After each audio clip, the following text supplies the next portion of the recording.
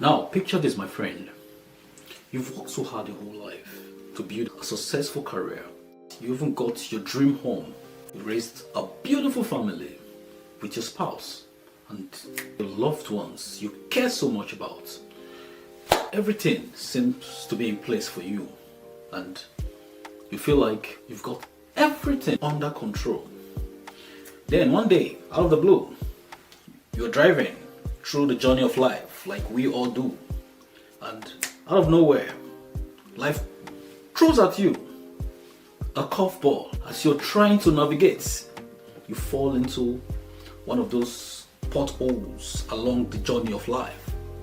An accident happens, and just like that, everything you've worked for all your life, the businesses that you've built, the career, your beautiful home, your investments, everything, you have to go and leave it all behind. You didn't have a clear instruction in place. Your family, your business, your assets are all left in a legal nightmare. Your loved ones have to now start scrambling for how to access that which you have already put in place. Your estates, your assets has to go through the probate, and everything you've worked for could be eaten up, and then family disputes is bound to rise as a result. Now, imagine if you had set aside or put in place a specific plan that would have taken care of all this. This wouldn't have taken you more than a few hours to have this put in place. Now imagine, what if you had planned ahead? What if you're just taking a few minutes out of your busy schedule to sit down with an advisor and put things in place, just in case? At least with a proper plan in place, you ensure your family wouldn't have to go fight for what's rightfully theirs. How do I mean? That's exactly what we are going to be talking about today. How a solid estate plan can protect everything you have worked for and be able to secure your family's future no matter what life throws your way. So stay with me as we go and check this out. We're going to be looking at the practical estate planning. You know, when you hear the word estate, something else comes to your mind. You might be thinking, estate is usually something only the rich does. But tonight, I'm going to be showing you a different way to look at the word estate.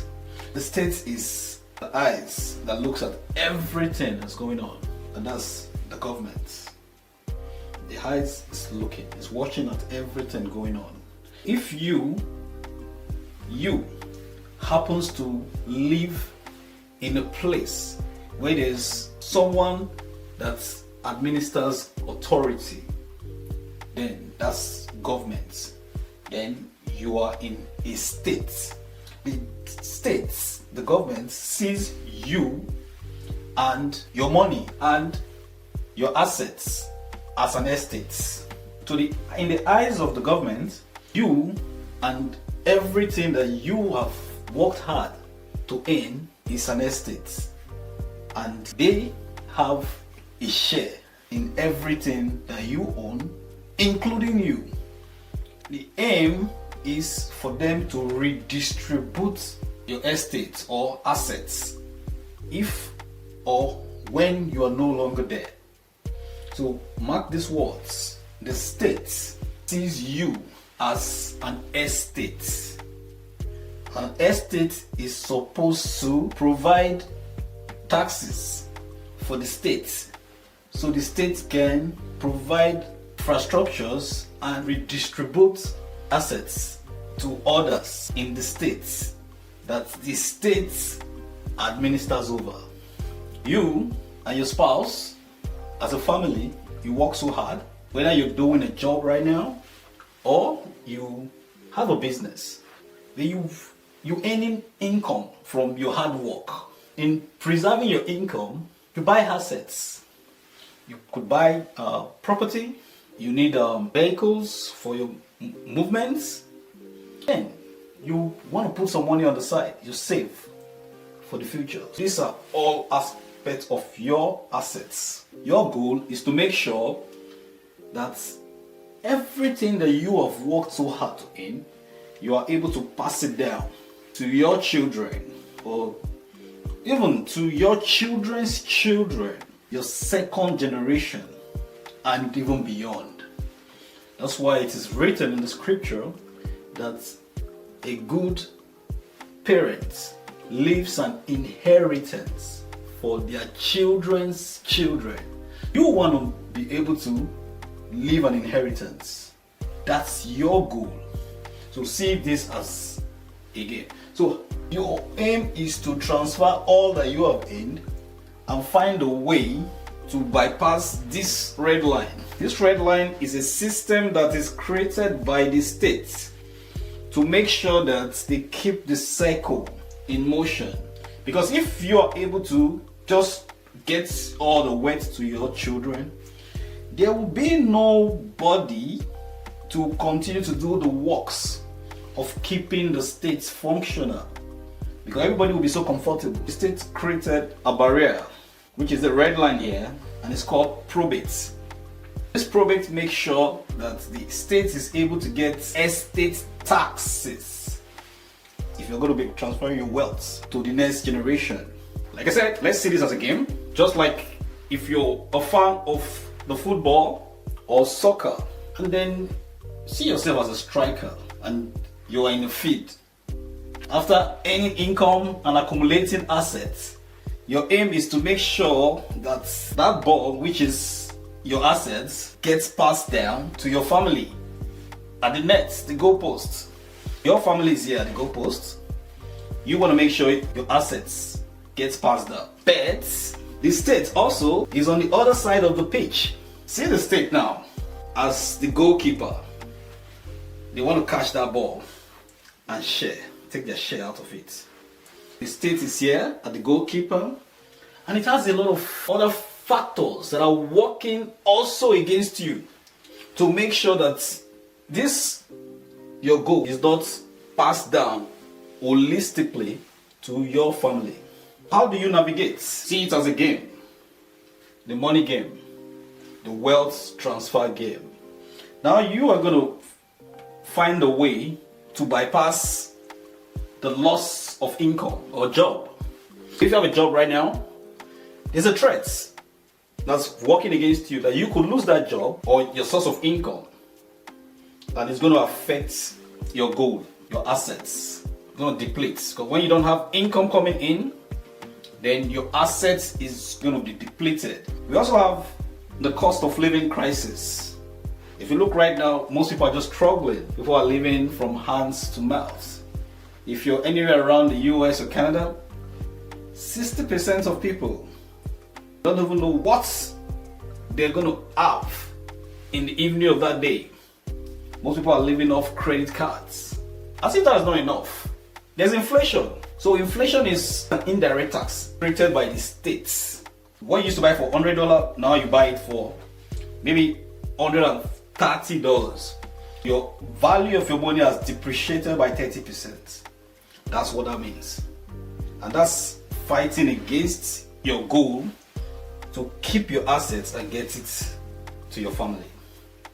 You see, it's a big game, right? A lot of opponents. Now the taxes is also there. So tax is an instrument created by the states to divide your income. Your assets is under the threat of taxes. If you have to transfer it to your next generation, there's the estate taxes that make sure they cut a chunk portion of that income for wealth redistribution. And there's, in some states, there's the inheritance taxes. So how do you navigate all this? Also, we have the threats of illness. Yeah, there's a research in Canada that says 1 in 4 Canadians is likely to have cancer in their lifetime. And that's a whopping 25% of Canadians. You want to make sure that you don't get eaten up by this critical illness. It could be cancer, it could be diabetes, it could be high blood pressure, it could be stroke. It could be any of those sicknesses that you're not prepared for.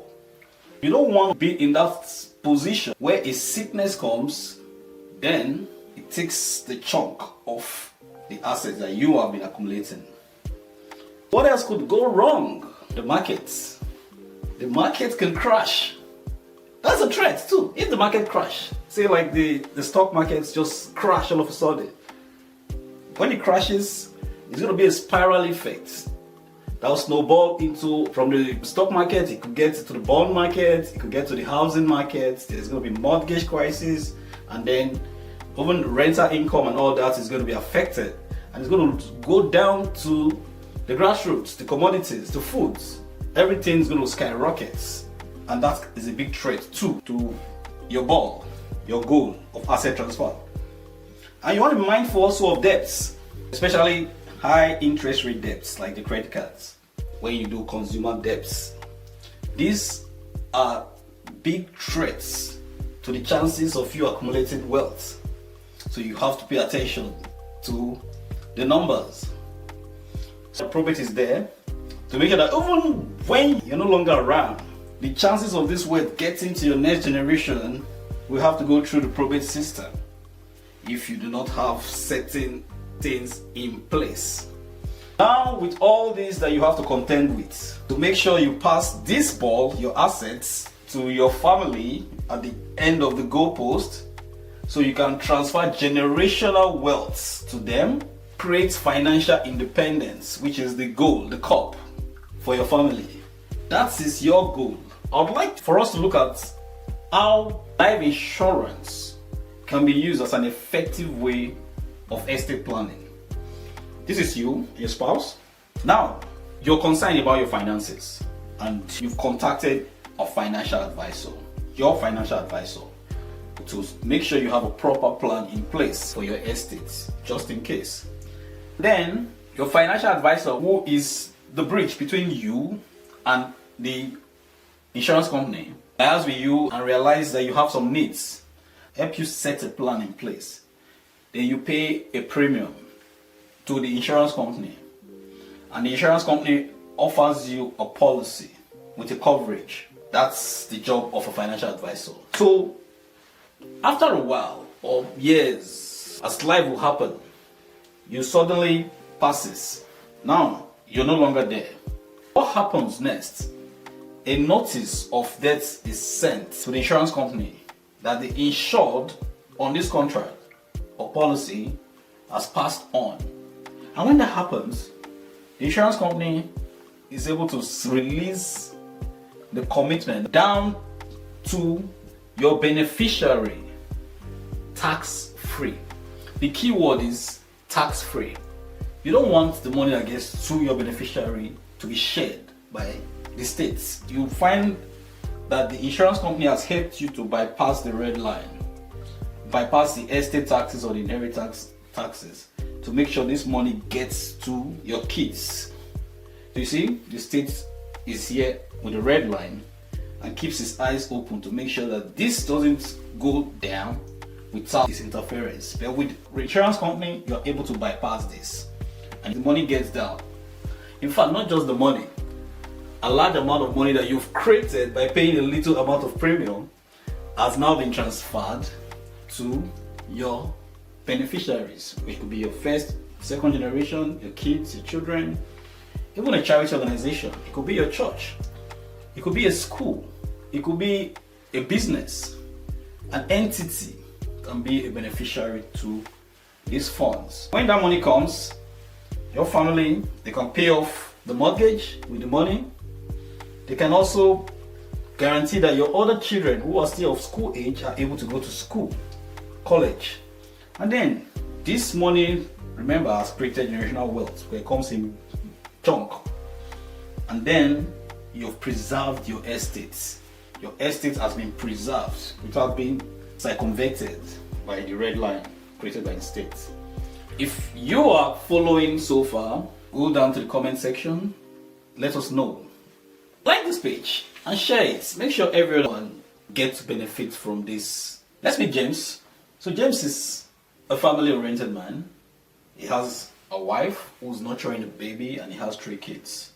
He's 45 years old, sole breadwinner, and they have a property which is a mortgage. Then James also have some credit card debts and student loan in his name, and he also has some cash that he has saved from his hard work in the bank. James has been able to acquire an estate because he has a mortgage, he has a car, and he has some money set on the side. So one day, James got back from work, so tired, he had an headache, serious headache. So James thought it was just one of those regular headaches. What did he do? James went to his locker, took some pills that's hoping that when he wakes up, he's gonna be fine, so he can go to work the next day. He has a lot on his table. James had a project that he's working on that's trying to beat the deadline. He has to submit the project the following day, so he has already set his schedule for the following day in place. So his plan was he's going to wake up in the morning, get off the house and go to the work so he can complete his project and be able to meet his deadline. But what happened? At the middle of the night, something happened. James started to feel his heart palpitating, like he was having a heart attack. But this happened while James was deep asleep. It was a struggle for him. He just couldn't get out of it. James had to struggle in the dark of his bedroom. In the morning, his wife, who slept with the baby in a separate room, had to wake up to get the other kid ready for school. Usually when James wakes up in the morning, he goes off to work because the wife has to be awake at night to take care of the little baby. It's the wife trying to sort out the kids to get them prepared for school. Saw that James was on the floor behind his bed, like, what's going on? Why is this guy still sleeping? Is he not aware that it's already morning time, that he should go to work? So she bent down close to him and tapped him. James, wake up! It's morning time. But for surprise, James just wouldn't budge. So she got close and tapped again. But this time, she realized that James was a bit cold. Out of curiosity, she touched his neck and realized it was stiff. And then, in confusion and shock, she realized she needed to call the 911 to see if they can do something to rescue James. That's when she reached for her phone and she called 911. She was crying all over the place. It was even difficult for her to even give them the address because she was confused. But in the twinkle of an eye, the ambulance service, they came, and right there, they were able to confirm that James had passed on already. He has passed on several hours ago without anyone knowing in the house. You can imagine how shocking that could be for this wife and kids. This happened and James has gone. Now, reality has set in. The agents of the states, the probate system, swing into action. The first thing the probate system does is to freeze all assets in James' name. His bank account was frozen. So this way they can ascertain his assets and liabilities, so they're able to redistribute and pay off all his debts. That's the essence of the probate system. But look at it. The wife and the kids, they were in turmoil for weeks and months, thinking of what to do next. How are they going to make sure they're able to, get his funeral arrangement in place, make sure the kids are able to go through the emotional trauma. But while they were busy trying to raise money, the GoFundMe, the WhatsApp group, and all different means, even at the church, for his funeral, which cost between $10,000 to $20,000. The family were now skipping bills payments. They started missing the mortgage and other payments that were due. Within a period of 3 to 4 months, when the wife went to the mailbox to check all the mails and started going through them, that's when she realized that the mortgage company has already sent them a letter asking them to pay off their debts or move out of the house which James has procured for his family on mortgage. The family are struggling to go through the funeral, but there's other bigger problems that have been created as a result of the demise of James. The family just couldn't meet up, and eventually they got kicked out of the house. You see, the sad part is James' wife and kids had to share a space in the government shelter with some random strangers who, some of them, are mentally not okay. And that became a big concern in the upkeep of the kids. This was part of the emotional trauma the family were going through after the demise of James. But you see, after what seemed like almost 2 years of going back and forth, trying to pay legal fees, administrative costs, probate fees, and all these different fees in the probate system, it was time for the probate courts to administer judgment over the estates of James. Don't forget, while they were waiting for this, the mortgage company has already foreclosed on their home. That's why they went to the shelter in the first place. So James' family have lost ownership of their home.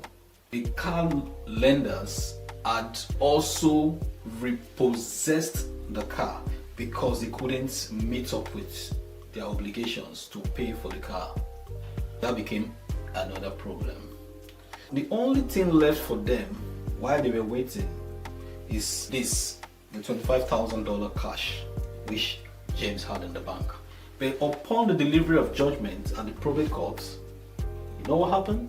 The judgment was that the money was used to pay the creditors of the credit card companies and his student loan. That's how the family waited for 2 whole years without a legacy to benefit from James' existence, despite all he struggled to achieve while he was alive. Let's juxtapose that and see, what if James had purchased a life insurance policy? What would have been the difference? So let's say James had met with a financial advisor, and then a tiny bit of his income that he makes, he apportions it as premium contribution towards securing a policy from an insurance company under the advice of the financial advisor. And he obliged, and he does that.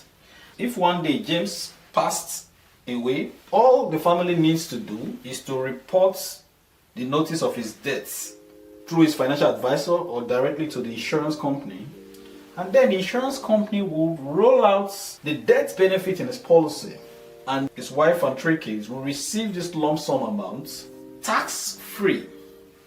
Tax-free. With this money which they have gotten in bulk without taxes, which has bypassed the probate administration process without having to pay estate taxes or inheritance tax on it, the family now will be able to pay off that mortgage and then have sufficient funds for family expenses, their bills, their feeding, other expenses that James used to provide. If well structured, for the next 10 years, the family will have enough money to take care of their needs while thinking of what they can do going forward. That means they've bought back time that they can use to do other things because a plan has taken care of that time they must have had to trade. They can also pay college education fund because a well-structured financial plan would have created room for college education funding for the children. Also, this would have enabled the family to have a large chunk of money, giving them access to generational wealth. So, my friend, life without life insurance is a gamble.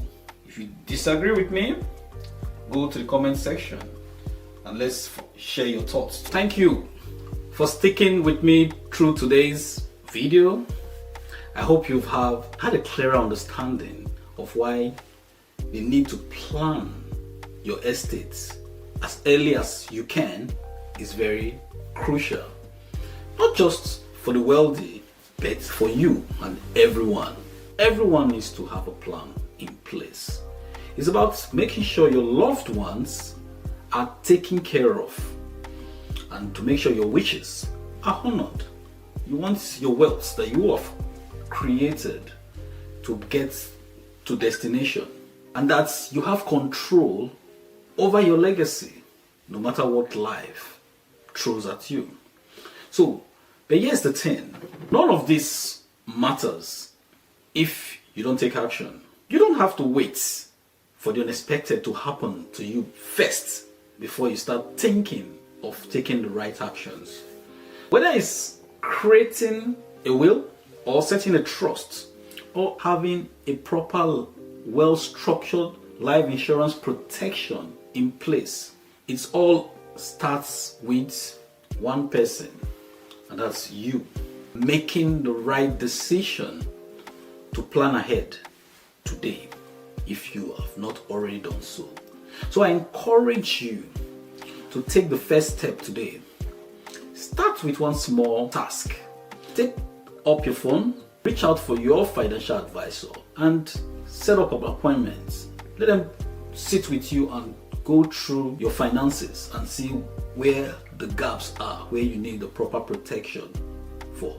And once you have done that, trust me, the peace of mind that you know that you have plans in place just in case will give you that extra confidence when you go out there every day. Remember, an estate plan is about protecting what matters most to you. And for most of people I know, if you happen to be like them, your family, your assets, and your legacy are very important. Take control now and ensure that your legacy is one that reflects your true values and your wishes. If you found this video helpful, don't forget to hit the like button and subscribe to this channel. So when more videos are being released, you'll be among the first to benefit from it. And I know there are certain things that you do not agree with me. Go to the comment section, leave a comment.